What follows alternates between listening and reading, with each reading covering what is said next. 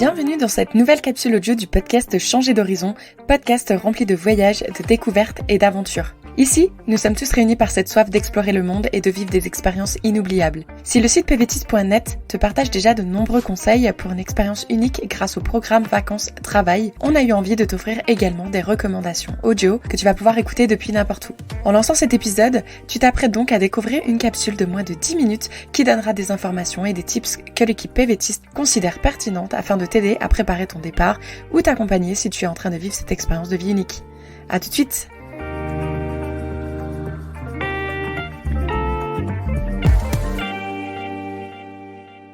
Chercher un travail même dans son pays d'origine n'est pas toujours chose facile, alors ça peut sembler être une épreuve insurmontable quand il s'agit de le faire à l'étranger, dans un pays qu'on ne connaît pas et dont on ne maîtrise pas toujours la langue.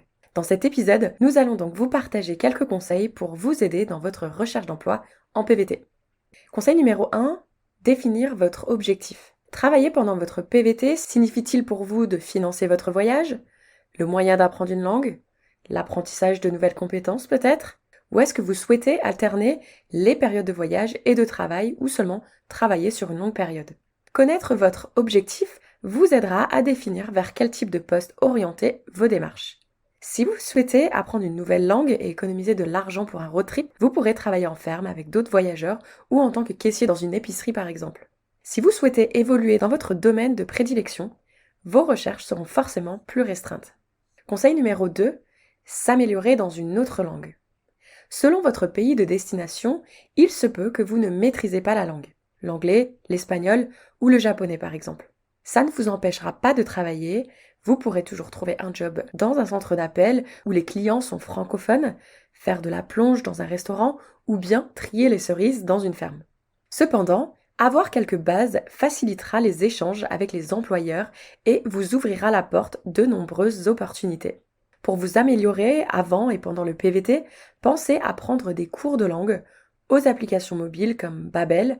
Vous bénéficiez d'ailleurs d'une réduction de 20%, le lien à retrouver dans la rubrique Bon plan du site pvtis.net, mais pensez aussi à participer à des rencontres entre personnes qui souhaitent échanger dans la langue qui vous intéresse. Conseil numéro 3, adapter son CV et sa lettre de motivation. Adapter son CV et sa lettre de motivation au marché du travail qu'on vise est essentiel. Comme en France ou en Belgique, adaptez et personnalisez votre CV et votre lettre de motivation quand celle-ci est pertinente au poste recherché. Par exemple, dans un poste dans le tourisme, une lettre de motivation aura du sens. Si vous souhaitez servir dans un bar, il sera souvent plus judicieux de se présenter directement dans l'établissement et de faire un essai. Pour ce qui est du CV, mettez en avant les compétences liées au poste recherché en priorité, même si ce ne sont pas des compétences qui étaient centrales dans vos expériences passées. Par exemple, la communication, le sens de l'organisation ou le fait d'être rigoureux, qui sont des compétences qu'on peut retrouver dans différents domaines d'activité. Pensez à vérifier les normes selon votre pays de PVT. Par exemple, au Canada, il est possible de faire 2 pages de CV. Il ne faut pas hésiter à être plus descriptif qu'on peut le faire en France. En Corée du Sud, vous pouvez faire encore davantage de pages. Au Japon, vous devez suivre un modèle préétabli et vous devrez, contrairement au Canada, ajouter une photo. Au Mexique, une lettre de motivation ne sera pas nécessaire. N'hésitez pas non plus à contacter un professionnel des ressources humaines qui maîtrise le marché du travail qui vous intéresse pour vous aider à concevoir votre CV ou vous aider à préparer vos entretiens. Vous retrouverez d'ailleurs dans la rubrique Bon plan de pvtis.net les contacts d'Angelina et Daniel qui vous accompagneront dans la recherche d'emploi au Canada. Conseil numéro 4, multipliez les sources pour trouver un emploi. Pour chercher le job qui vous correspond, il y aura certainement des ressources différentes. Si vous cherchez un emploi dans le service, restauration, bar, salon de coiffure, épicerie, vente, il est sûrement plus pertinent de se déplacer dans le lieu en question ou de passer un appel. Pour les autres emplois, vous pouvez consulter les sites spécifiques au pays, mais aussi LinkedIn, la rubrique emploi de pvtis.net ou encore les groupes Facebook de PVTistes. Pensez également aux agences d'intérim, au salon de l'emploi, mais aussi à faire du réseautage. En parler autour de vous lors de missions de bénévolat, aux rencontres PVTistes ou aux personnes rencontrées en auberge de jeunesse par exemple. Conseil numéro 5. Préparez ces entretiens.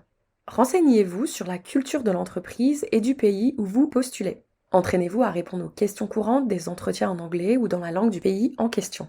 Révisez quelques mots de vocabulaire du secteur dans lequel vous postulez. Conseil numéro 6, se renseigner sur les autorisations de travail. Seul le visa ou le permis de travail ne suffisent pas toujours. Par exemple, au Canada, en plus de votre permis de travail, vous devrez vous munir de votre numéro d'assurance sociale ou encore appelé NAS, N-A-S. En Australie, vous devrez obtenir votre Tax File Number, le TFN. Être au fait de la réglementation avant votre départ vous permettra de gagner du temps sur place et de commencer à travailler rapidement si c'est votre objectif, bien sûr. Conseil numéro 7. Se renseigner sur la culture du travail du pays dans lequel on se rend. Il est important de se familiariser avec la culture du pays, les coutumes professionnelles et le droit du travail.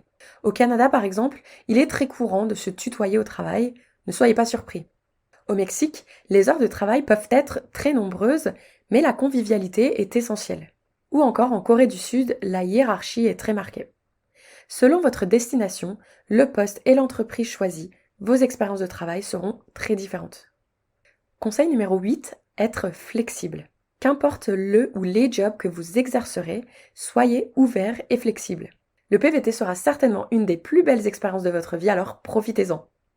N'hésitez pas à vous essayer à plusieurs métiers et à vous faire plaisir.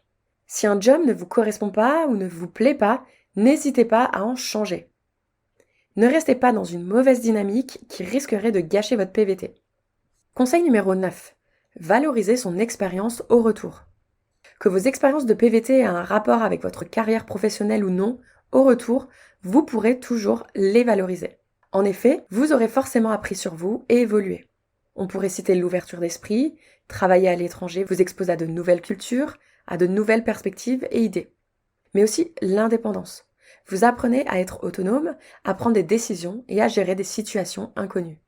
Vous aurez peut-être perfectionné une nouvelle langue, ce qui est un atout majeur sur le marché du travail. Quoi qu'il arrive, les nouvelles connaissances et compétences acquises pendant votre PVT seront transférables à un futur poste dans votre pays d'origine ou lors d'un prochain PVT, que ce soit au travail ou dans la vie de tous les jours. Et voilà le dernier conseil, conseil numéro 10, voyager. Travaillez oui, mais n'oubliez pas la partie voyage de votre PVT. Que vous optiez pour un PVT nomade ou sédentaire, partez à la découverte de votre pays de destination. Voilà, nous espérons que cet épisode vous aura permis d'y voir plus clair sur la recherche d'un emploi pendant votre PVT, mais aussi sur comment valoriser vos expériences au retour. Vous l'aurez compris, le PVT peut être un vrai tremplin aussi bien professionnel que personnel.